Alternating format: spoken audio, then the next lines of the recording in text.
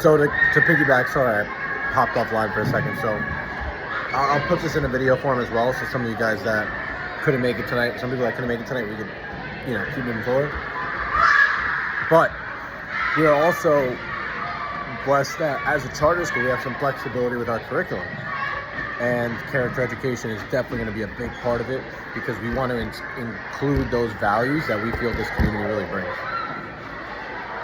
Values, we have core values of our school: respect, responsibility, compassion.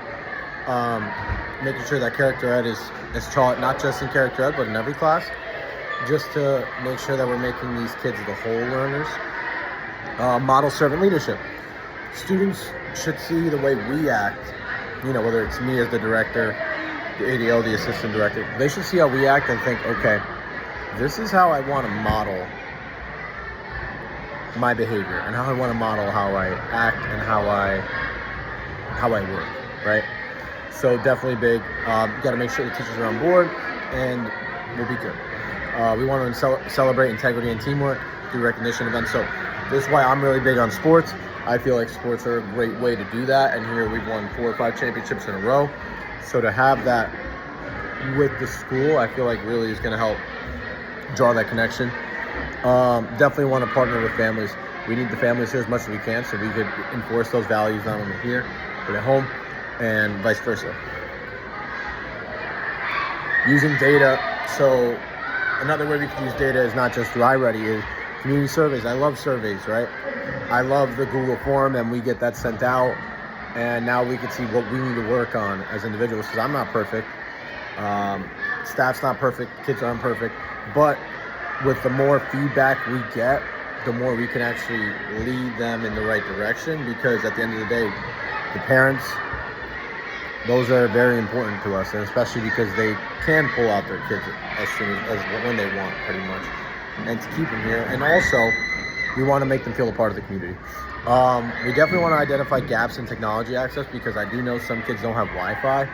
So when teachers are assigning work on Schoology or Power, whatever it is, it's really, really hard for them to do it. So we're gonna try to figure out a way to where maybe, hey, we have internet cafes after school where everyone come in and do their homework or whatnot. Making sure that we're using our Title I and allocating that accordingly. So here's some ways we're going to engage families, right? 1, we're going to have family learning nights, right? It's going to be based on wellness, math, reading, language arts, science, whatever it is. Each teacher's going to put on each department's going to put on one show, 1 month, right? All we're asking for is 1 night. The teachers have already agreed to it. It's part of their contract to be here after school. And we're going to see how we can get student engagement with each one, or family engagement. We offer teacher home visits to the community, right? So a good way for these kids for us to, as teachers and educators and as directors, is to know these kids is what's going on at home, right? And the parents agree to it. When they agree to it, we have a quick meeting. Central office pays for it. We're going to have a parent mentor program to connect with returning ones. All of our teachers are on Remind.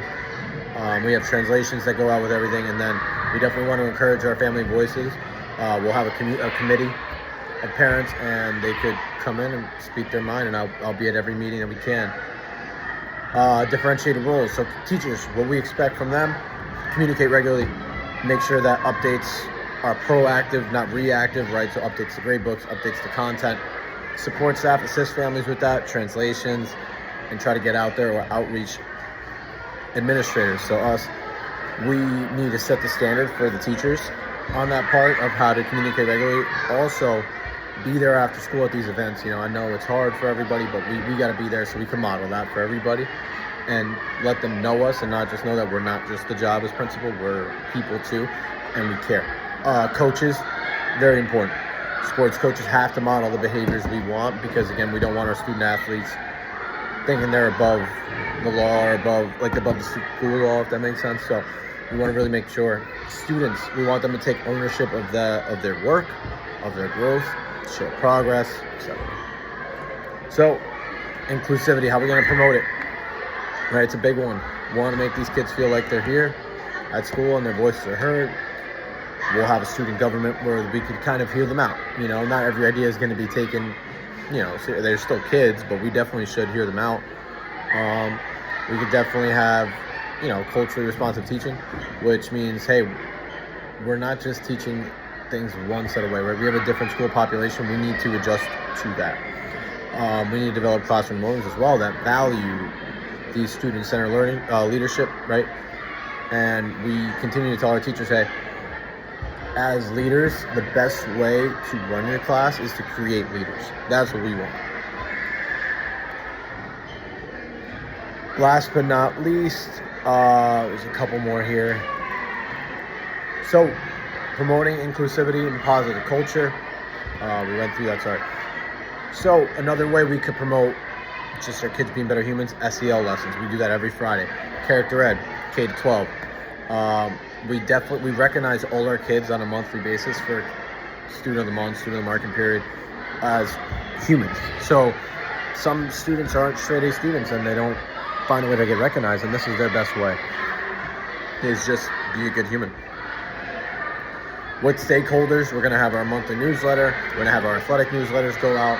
We're going to have our monthly data from iReady ready to go out, and we'll meet probably once a quarter. Outcomes, what we're hoping to get more participation in academic related, because for sports we definitely see that. So why can't these same parents show up for academic events? That's what we're hoping. We want the students to feel engaged in the school and feel like they have a sense of belonging.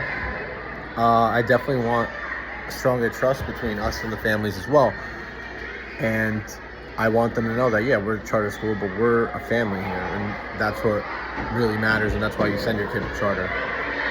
So I'll include my references below so you guys know I didn't just pull this out of the magic, backpack. But I really appreciate you guys listening. And again, as stakeholders and as a community, I really want what's best for the kids. Thank you.